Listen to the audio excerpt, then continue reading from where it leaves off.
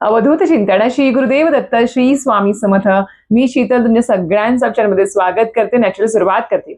म्हणजे येत्या पुढच्या आठवड्यामध्ये गुरुवारपासून म्हणजे 13 ऑगस्ट पासून आपल्या अत्यंत पवित्र अशा भगवान शंकरांना समर्पित अशा श्रावण महिन्याला सुरुवात होणार आहे.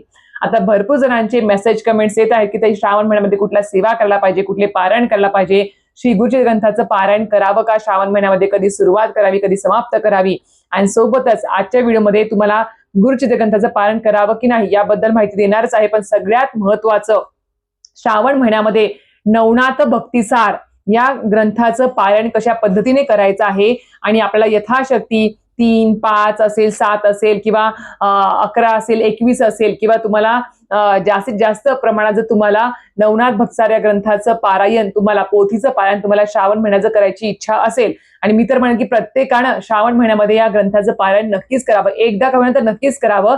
कारण की खरंच सांगते, जर आपल्या आयुष्यामध्ये काही खूप जास्त कठीणातले कठीण कष्ट चालू आहेत, अडचणी चालू आहेत, त्रास चालू आहेत, बाहेरची बाधा तुम्हाला लागली आहे, आर्थिक स्थैर्य निर्माण व्हावं वाटत आहे, वंशाची वाढ व्हावी म्हणजेच वंशवृद्धी व्हावी असं वाटत आहे, संतान प्राप्ती व्हावी असं वाटत आहे, कुठल्याही प्रकारचे दोष जर तुम्हाला असतील किंवा बाहेरची कुठेतरी बाधा तुम्हाला लागलेली असेल ती दूर व्हावी असं वाटत असेल, तर खरंच सांगते 100% तुम्हाला या श्रावण महिन्यामध्ये नवनाथ भक्तिसार या ग्रंथाचं पारायण नक्कीच करायचं आहे.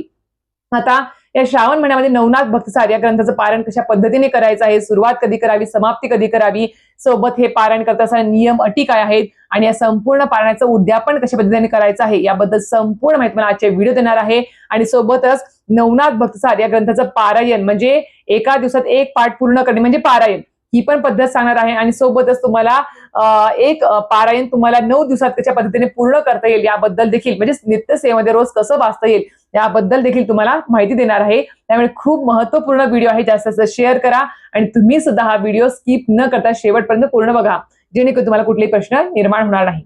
तर मंडळीने तुम्हाला सांगितल्याप्रमाणे येत्या पुढच्या 13 ऑगस्ट पासून गुरुवारपासून, आता उद्या गुरुवार आहे बघा, उद्यापासून 8 दिवसांनी बरोबर आपल्या श्रावण महिन्याला सुरुवात होते आहे. आता श्रावण महिना सुरू होणार आहे तर आपणास माहिती आहे की आता भरपूर साऱ्या सेवा पारायण आपल्याला करायचे आहेत, विविध प्रकारचे अभिषेक आहेत, जे सगळं काही आपल्याला करायचं आहे. म्हणजे व्रत वैकल्याची सुरुवात असेल ते सुद्धा आपल्याला श्रावण महिन्यामध्ये सुरुवात करायची आहे. वैभव लक्ष्मीचं व्रत असेल किंवा गुरुवारचे 11 गुरुवार असेल, 21 गुरुवार असेल, 9 गुरुवार असेल, या सगळ्या व्रतांची सुरुवात तुम्ही या श्रावण महिन्यामध्ये करू शकणार आहेत. पण त्यातल्या त्यात मी एकच तुम्हाला सांगेल की आता सगळ्यात खूप जणांचा प्रश्न की तो म्हणजेच की त्या श्रावण महिन्यामध्ये श्री गुरुचरित्र ग्रंथाचं पारायण करू शकतो का? तर हो, आवर्जून करावं. अत्यंत पवित्र असा महिना आहे. आणि सगळ्यात महत्वाची गोष्ट म्हणजे काय, श्रावण महिन्यामध्ये तुम्हाला ज्या महिलांना प्रश्न पडतो की ताई मी नॉनव्हेज खात नाही घरामध्ये, पण आमच्या घरचे खातात, त्यांना करून द्यावं लागतं, हा जो खूप प्रश्न आहे ना मोठा, तो खूप लोकांचा सुटणार आहे. कारण की श्रावण महिन्यामध्ये खूप कुटुंबामध्ये, जास्तीत जास्त मोस्टली कुटुंबामध्ये श्रावण महिना हा पाळला जातो. त्या महिन्यामध्ये कुठल्या प्रकारचं व्यसन किंवा मांसाहार खाल्ला जात नाही. त्यामुळे प्लस पॉइंट आहे. ज्यांना महिलांना कोणाला नक्कीच किंवा कुमारिका असेल किंवा प्रत्येक वयोगटातील व्यक्तीला ज्यांना श्री गुरुचरित्र ग्रंथाचं पारायण करायचं इच्छा असेल त्यांनी आवर्जून या श्रावण महिन्यामध्ये करू शकता. फक्त ही अमावस्या होऊन जाऊ द्या. अमावस्या झाली की एखाद्या आता पहिलाच गुरुवार आहे बघा आणि गुरुवारी श्रावण महिना सुरू होतो आहे, त्यामुळे 13 ऑगस्टला गुरुवारी किंवा शुक्रवारी जर तुम्ही पारायणाला सुरुवात केली तरी सुद्धा चालणार आहे. फक्त एका गोष्टीची काळजी घ्यायची, आपल्याला गुरुचरित्र ग्रंथाचं पारायण सुरू करत असताना किंवा पारायणाच्या 7 दिवसाच्या मध्य काळामध्ये किंवा शेवट हा अमावस्येला येता कामा नये, एवढं नियम पाळा. मासिक धर्म झाल्यानंतर पारायणाला सुरुवात करा, हा पण एक नियम पाळा. आणि अजून एक गोष्ट, जर घरामध्ये कुठली जवळच्या व्यक्तीची भावकीमध्ये डिलिव्हरी होणार असेल, कोणाच्या आपल्या ताई किंवा बहिणीची किंवा कोणाची असेल पण जवळच्या भावकीतलं असेल, तर ती डिलिव्हरी झाल्यानंतर तुम्ही पारायणाला सुरुवात करा. काय असतं, मध्ये जर विटाळ वगैरे पडला तर आपल्याला पारायण थांबवावं लागतं आणि खूप लोकांना ऑप्शन भेटत नाही, वाचनासाठी कोणीच व्यक्ती भेटत नाही. कारण की आता या गुरुपौर्णिमेच्या निमित्ताने ज्यांनी पारायण सुरू केलं होतं, खूप जणांमध्ये मासिक धर्म आला, कोणाला काही विटाळ सुतक पडले, त्यांना मध्येच पारायण थांबवावं लागलं, ते पारायण पूर्ण झालं नाही. आणि श्री गुरुचरित्र ग्रंथाचं पारायण करत असताना नियम आहे, ते पारायण एकदा सुरू केलं की 7 दिवसात संपवावंच लागतं. कुठल्याही पद्धतीने कुठल्याही परिस्थितीमध्ये ते आपल्याला मध्ये सोडता येत नाही, हा नियम आहे. खूप लोकांचं सुटलं आहे, कारण कसं आहे, ऑप्शन नव्हता, वाचायला कोणी येतच नव्हतं, पर्यायच नव्हता. म्हणून सांगते आहे, जर आधीच विचारून घ्या, आपल्या भावकीमध्ये, सख्या भावकीमध्ये विचारून घ्या किंवा कोणाची डिलिव्हरी होणार आहे का, तरच तुम्ही नवनाथ पारायण असेल किंवा नवनाथ भक्तिसारचं पारायण असेल, मोठा ग्रंथ जो आहे आपला 42 किंवा 53 अध्यायाचा जो काही आहे मोठा भक्तीचा नवनाथ कथासार जो आहे तो ग्रंथाचं पारायण तुम्हाला करायचं त्यावेळेस सुद्धा सगळे नियम अटी बघा. मासिक धर्म झाल्यानंतर तेच पारायण करा. आणि सगळ्यात महत्वाचं डिलिव्हरी कोणाची असेल तर ती झाल्यानंतर बिटाळ सुटल्यानंतरच तुम्ही पारायण करा. संपूर्ण चौकशी केल्यानंतरच एखाद्या संकल्पाला किंवा पारायणाला सुरुवात करावी हे तुम्हाला सांगते. फक्त एकच सांगेल सूतक जे असतं म्हणजे एखाद्या व्यक्तीला देवाज्ञा होणे तर हे आपल्या हातात नसतं. ते काय आपलं सांगून होत नाही गोष्टी. म्हणून सांगते की फक्त विटाळ आणि मासिक धर्म हे झाल्यानंतरच तुम्ही आपल्या पारायणाला सुरुवात करावी. तर हो तुम्ही श्री गुरुचरित्र ग्रंथाचं पारायण करू शकणार आहेत तर नक्कीच करा. खूप असा पवित्र महिना आहे, छान असा महिना आहे. जास्तीत जास्त पारायण करा, सेवा करा, नामस्मरण करा, व्रत वैकल्य करा, आपल्या महादेवाच्या पिंडीवर रुद्राभिषेक असेल, सर्व काही करा, मनापासून करा. आता सगळ्यात महत्वाची गोष्ट जो आजचा विषय आहे आपला तो म्हणजेच काय नवनाथ भक्तिसार हा ग्रंथ. आता हा जो ग्रंथ जो आहे तो आपल्या परमपूज्य गुरुमारांनी काय केला आहे, जो मोठा नवनाथ कथासार जो मोठा ग्रंथ आहे त्याचा एक संक्षिप्त स्वरूपामध्ये एक सारांश स्वरूपामध्ये आपल्याला 9 अध्यायांमध्ये हा ग्रंथ दिलेला आहे. मोठा जो ग्रंथ आहे तो मोठा जास्तीत जास्त अध्यायांचा आहे, खूप मोठा आहे, त्याला वेळ लागतो, नियम अटी भरपूर काही आहे त्याच्यासाठी. पण हे ग्रंथ या ग्रंथाचं जर पारायण तुम्हाला या श्रावण महिन्यात करायची इच्छा असेल तर याला नियम अटी तेवढे जास्त कडक नाही आहेत. पण मी खरंच सांगते याचं पारायण केल्याने सुद्धा तुम्हाला त्या संपूर्ण मोठ्या ग्रंथाचं पारायण करायचं पुण्य प्राप्त होणार आहे. त्यामुळे नक्कीच तुम्ही या 900 श्लोकी म्हणजेच काय तर या नवनाथ भक्तिसारमध्ये 9 अध्याय आहेत. प्रत्येक अध्यायामध्ये 100 ओव्या आहेत. तर तुम्हाला 1.5 ते 2 तास तुम्हाला आरामात या पारायणाला लागू शकतात. हळू वाचन केलं तर जास्त वेळ लागू शकतो. ज्यांना भाषा संस्कृत त्यांच्या म्हणजे वाचनामध्ये वगैरे आहे, ज्यांना स्पष्ट वाचता येते आणि एका लयामध्ये आणि स्पीड पण आहे त्यांचं थोडंसं लवकर होऊन जाईल. पण मी खरं सांगते नवनाथ भक्तिसार या ग्रंथाचं पारायण आपल्याला श्रावण महिन्यामध्ये आवर्जून करायचं आहे. नवनाथ पारायण म्हणजेच काय तर ह्याच्यामध्ये 9 नाथांची एक ताकद आहे बघा. सगळ्यांना माहिती नवनाथ जे 9 नाथ आहे त्यांची शक्ती या नवनाथ भक्तिसारमध्ये आहे. त्यांचे सगळे काही लीला असेल, त्यांनी ज्यांनी काही चमत्कार केले त्यांनी जे काही जीवनचैत्र आहे जीवनशैली ते सगळं काही याच्यामध्ये समाविष्ट केलेलं आहे या ग्रंथामध्ये. आणि असं म्हटलं जातं की जर तुम्हाला बाहेरची पीडा बाहेरची बाधा काहीतरी लागलेलं असेल, भूतबाधा कुठली पण बाधा असेल, घरात नकारात्मक ऊर्जा आहे किंवा कुठल्या कठीणातले कठीण काळ तुमचं चालू आहे, कष्ट चालू आहेत, वंशवाढीच लागा वाटत असेल, आर्थिक स्थैर्य लाभावंच वाटत असेल तर आवर्जून नवनाथ भक्तिसार किंवा नवनाथ कथासार या ग्रंथाचं पारायण करावं. आता तुम्हाला हा ग्रंथाचं महत्व तुम्हाला कळालं असेलच. तर आता मी खरं सांगेल हा ग्रंथ तुम्हाला कुठे भेटेल तर जवळच्या दिंडोरी स्वामी समर्थ केंद्रामध्ये तुम्हाला हा ग्रंथ भेटून जाईल. ज्यांना जवळपास दिंडोरी स्वामी समर्थ केंद्र नाही आहे त्यांना मी एका दादाचा नंबर देते. त्या दादांकडून तुम्ही ही पोथी मागून घ्या आणि आवर्जून या श्रावण महिन्यात अजून 8 दिवस आहेत. श्रावण महिन्यामध्ये नक्कीच तुम्ही याचं यथाशक्ती 3, 5, 7, 11, 21 किंवा जास्तीत 51 जास्तीत 108 आहे. तुम्हाला जेवढं करा तेवढं तुम्ही सुरुवात करू शकता श्रावण महिन्यामध्ये. किंवा 36 पारायण सुद्धा भरपूर जण करतात बघा नवनाथ भक्तिसारचे. त्यामुळे मी खरं सांगते खूप प्रभावी सेवा आहे, नक्कीच करून बघा. तुमच्या आयुष्यामध्ये खरंच खूप जास्त बदलाव दिसेल आणि खूप फलश्रुती तुम्हाला प्राप्त होईल या ग्रंथाची. आता हा जो ग्रंथ आहे तो मग तुम्हाला 51 रुपयाला भेटून जाईल. आता याची किंमत किती आहे मला सध्या तरी माहिती नाही, पण हा खूप महिन्यांपूर्वी वर्षापूर्वी घेतलेला ग्रंथ आहे माझ्याकडे.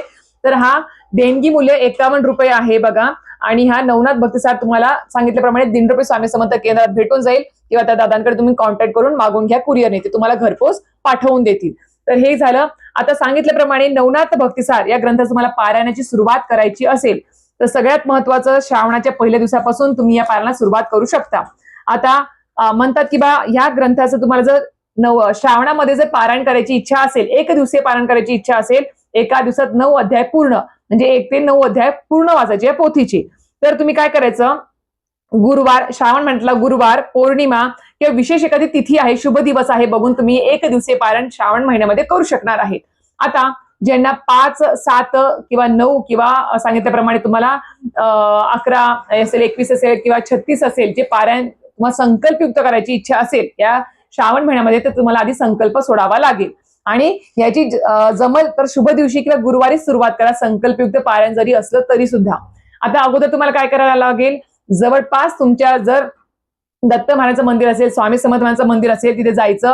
त्या आदल्या दिवशी ज्या दिवशी तुम्हाला पारायण सुरू करायचं आहे त्याच्या आदल्या दिवशी तुम्ही एक नारळ, खडीसाखर, अगरबत्ती घेऊन जावं स्वामींच्या मंदिरामध्ये किंवा केंद्रामध्ये किंवा दत्त महाराजांच्या मंदिरात किंवा मठामध्ये.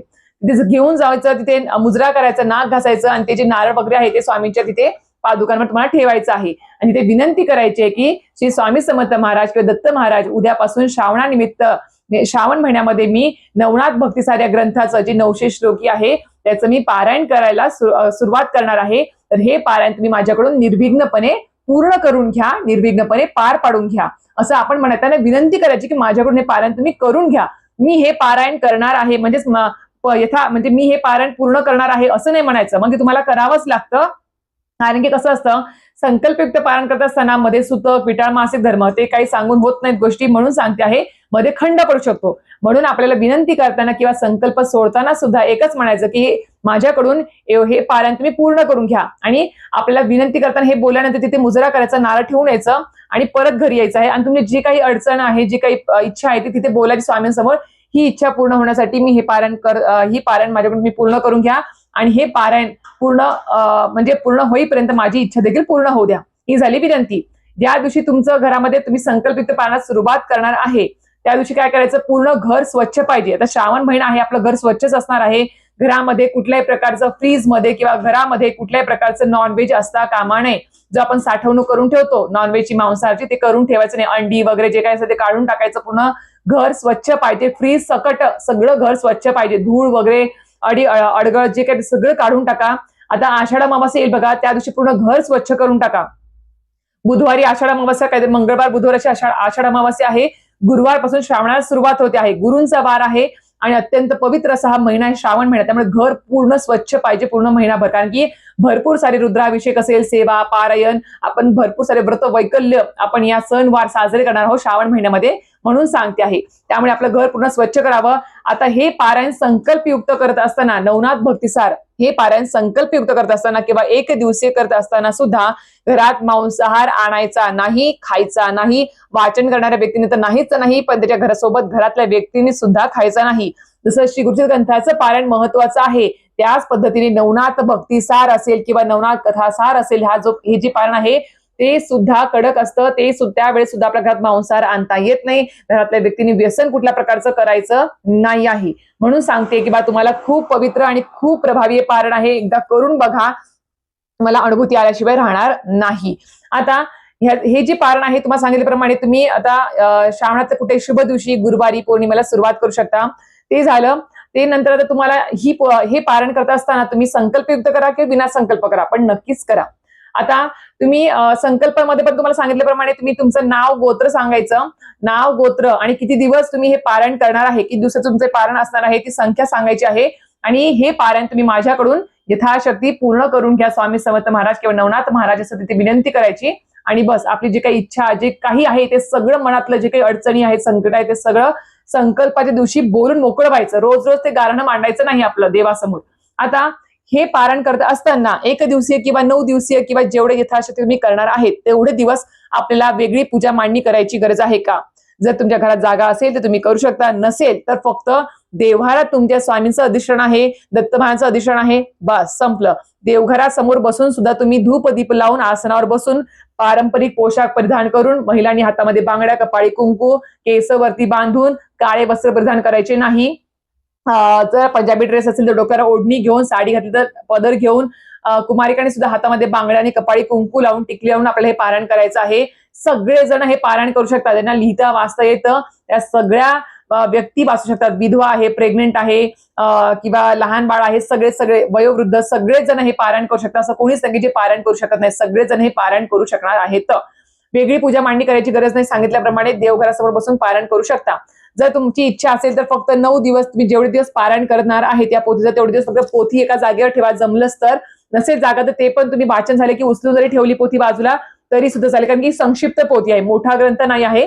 मोठा ग्रंथ आपल्याला हलवता येत नाही जेवढे दिवस पारायण असतं.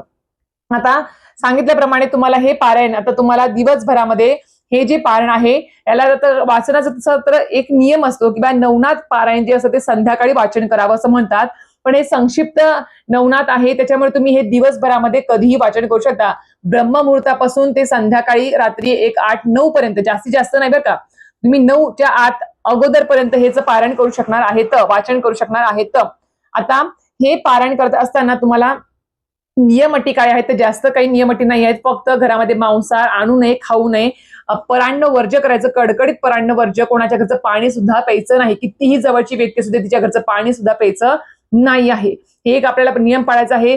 तिसरी गोष्ट म्हणजेच काय, आपल्याला हे पारायण चालू असताना आपल्याला आपलं होईल तेवढं मन शांत ठेवायचे आहे, विचार शुद्ध ठेवायचे आहेत आणि मनोभावे श्रद्धेने नामस्मरण आपलं चालू ठेवायचं दिवसभर. कोणाची उणं असेल, कोणाचे भांडण वगैरे असेल ते काढायचं नाही, कोणाशी मोठ्या आवाजामध्ये घरामध्ये बोलायचं सुद्धा नाही आहे. होईल आता हे पारायण करत असताना, कुठले प्रभावी पारायण करत असताना आपल्या घरामध्ये थोडंफार आपल्याला त्रास होतोच बघा, जसं श्री गुरुचरित्र ग्रंथाचं पारायण करता होतो तसं त्या पद्धतीने. तर हे पारायण करत असताना सुद्धा काही खटके उडू शकतात घरामध्ये, काहीतरी आपल्या मनाविरुद्ध काहीतरी गोष्ट घडेल, जास्त मोठं नाही थोडंफारच. तर ते झालं तरी सुद्धा घाबरायचं नाही, तरी सुद्धा आपलं पारायण चालूच ठेवायचं, श्रद्धाने आणि विश्वासाने आपल्याला हे पारायण पूर्ण करायचं आहे, सातत्य ठेवायचंय पारायणामध्ये. आता हे झालं. आता ह्याचे खाण्यापिण्याचे नियम काय आहे, तर एकच सांगेल की खाण्यापिण्याचे नियम जास्त काही अवघड नाही आहेत. तुम्हाला जमलं असतं तुम्ही कांदा लसूण वर्ज्य करा, फक्त हे पारायण करत असताना. तसं तर या पोथीमध्ये काही दिलेलं नाही आहे, पण तुम्हाला सांगते संक्षिप्त ग्रंथ आहे, मोठ्या ग्रंथाला आपला कांदा लसूण वर्ज्य करावाच लागतो. पण हे पारायण करत असताना मी स्वतः जे सात्विक अन्न खायचं, एक प्रकार तुम्हाला काय सांगेल मी, सात्विक पदार्थ तुम्ही या पारायण करत असताना खायचा आहे. एक दिवशी पारायण करा, जेवढे दिवस तुमचं पारायण चालू तेवढे दिवस सात्विक आहार घ्यावा, मसालेदार कांदा थोडंसं वर्ज्य करा, कारण की थोडा त्रास होऊ शकतो, बस एवढं सांगेल. सात्विक आहार घ्यावा, सगळ्या भाज्या खाऊ शकता, सगळं काही करू शकता. आता या पारायणाची सुरुवात कशी करायची आहे, तर मी सांगेल आता, म्हणजे वाचनाला सुरुवात कशी करायची. तुम्हाला सांगितल्याप्रमाणे काळं वस्त्र परिधान करायचं नाही, शुभ्र वस्त्र, धुतलेली वस्त्र असावी, घरात गोमूत्र शिंपडावं, घर स्वच्छ असावं. आणि आपल्याला काय करायचं आहे, हे पारायण करत असताना देवघरासमोर बसून धूपदीप लावावा, आसनावरती बसावं. आणि सर्वात प्रथम सुरुवात कशी करायची, तर प्रथम आपल्याला स्वामी स्तवन म्हणायचं आहे, जे या पोथीमध्ये दिलेलं आहे. ही पोथी तुम्ही घेतली ना, त्याच्यामध्ये नियम, अटी, उद्यापन सगळं काही दिलेलं आहे. आणि आपल्याला वाचनाच्या आधी काय सुरुवात करायची ते सगळे स्तोत्र मंत्र सगळे दिलेले आहेत. सुरुवातीला प्रथम स्वामी स्तवन पठण करायचं आहे, नंतर आपल्याला श्री स्वामी समर्थ याची एक माळ जप करायचा आहे, शाबरी मंत्र सुद्धा तुम्हाला पठण करायचं आहे. त्यानंतर तुम्हाला 99 मंत्राची एक माळ करायची आहे. त्यानंतर तुम्हाला गणपती अथर्व शीर्षमचं एक वेळेस पठण करायचं आहे. हे केल्यानंतर तुम्हाला देवघरातील देवतांना वंदन करायचं आहे. घरामध्ये जर वडीलधारी व्यक्ती असेल, आई वडील, त्यांची पाया पडायचे, सासू असेल त्यांचे पाया पडायचे आहेत. त्यानंतर तुम्ही ही पोथी समोर ठेवायची, याची पंचोपचार पूजा करायची आहे, धूप दीप अक्षता फुलं हे आपल्याला अर्पण करायचे आहे. आणि आता या पोथीला संकल्पयुक्त पारायण करत असताना रोज एक पाठ, म्हणजेच काय, एका बैठकीमध्ये 1 ते 9 अध्याय पूर्ण वाचायचे आहे. हे पारायण करत असताना एका बैठकीतच पूर्ण पारायण करायचं आहे. याला तशी मुभा नाही जशी स्वामीचरित्र सारमताला असते, आता 2 वाजते, परवा दुपारी 2 वाजते, संध्याकाळी 2, असं काही नाही. अर्ध पारायण करायचं नाही, एका बैठकीतच हे पारायण पूर्ण करायचं आहे. जास्त नाही, 1 ते 9 अध्यायच आहे फक्त. प्रत्येक अध्यायामध्ये 100 ओव्या आहेत, पण एका बैठकीतच. कधी पण करा, ज्या वेळेस तुम्हाला असं वाटतं की आता मला काहीच काम नाही आहे, आता कोणी येणार नाही आहे, माझं बाळ झोपलेलं आहे, सगळं काही आहे, त्यावेळेस तुम्ही हे पारायण करा, चालेल, काही हरकत नाही. पण पारायण एका बैठकीतच पूर्ण करावं लागणार आहे. ते झाल्यानंतर आता नैवेद्य, संकल्पित पारायण करत असताना नैवेद्य काय दाखवायचा, तर त्यामध्ये तुम्ही दूध, खडी साखर, पेढे, उडदाचे वडे, अशा प्रकारे तुम्ही एखादं फळ वगैरे असेल किंवा तुम्ही जे सात्विक आहार खाणार आहे ते सुद्धा तुम्ही नैवेद्य दाखवला तरी सुद्धा चालणार आहे. पारायण परम श्रद्धेने आणि एकाग्रतेने वाचन करायचं आहे. वाचायचं म्हणून नाही, परम श्रद्धेने एकाग्रतेने ते वाचन करावं. वाचन करताना कोणाशी बोलू नये. फोन आला तर एखाद्या दुसऱ्या घरातल्या व्यक्तीला उचलून लावायचं अर्जंट असेल तर, पण आपल्याला फोनवर बोलता येणार नाही. मध्येच वाचन करताना कोणाशी बोलू नये. आणि सगळं सांगितलं की याच्यामध्ये जर तुमच्याकडे घोंगडी वगैरे असेल ना, तर रात्री झोपताना पलंगावर न झोपता घोंगडीवर झोपा. हा असा एक नियम याच्यात दिलेला आहे. घोंगडी नसेल तर चटई आहे, गोधडी आहे, त्याच्यावर जे झोपले तरी सुद्धा चालेल. पण आता हे आपलं संक्षिप्त पारायण आहे, संक्षिप्त पारायणामध्ये सुद्धा हा नियम दिलेला आहे. जर तुमचं जमत असेल तर नक्कीच तुम्ही करा, नसेल तर तुम्ही फक्त एकच सांगेल मी तुम्हाला, अजून एक गोष्ट, जेवढे दिवस संकल्प होतो किंवा विना संकल्प किंवा तुम्ही पारायण करत आहेत, विना संकल्प जरी पारायण असेल तरी सुद्धा तुम्हाला ब्रह्मचर्याचं पालन करावंच लागणार आहे. एक दिवशी जरी पारायण केलं तरी सुद्धा. आणि ज्या दिवशी तुम्ही हे पारायण घरात सुरुवात करतायत किंवा समाप्त होणार आहे तोपर्यंत आपलं, जर तुम्हाला आता पावसाळा आहे, गारठ्याने किंवा तुम्हाला वाताचा काही त्रास आहे, तुम्ही खाली झोपू शकत नाही, तर गादीवर झोपा, ठीक आहे. पण गादीवरची बेडशीट वगैरे जे काही सगळं स्वच्छ धुतलेलं असावं, गोमूत्र वगैरे शिंपडलेलं असावं. स्वच्छता महत्वाची आहे पारायण करताना. ज्यांना खाली बसून वाचन करतात त्यांनी खुर्चीवर बसून जरी वाचन केलं तरी सुद्धा चालणार आहे.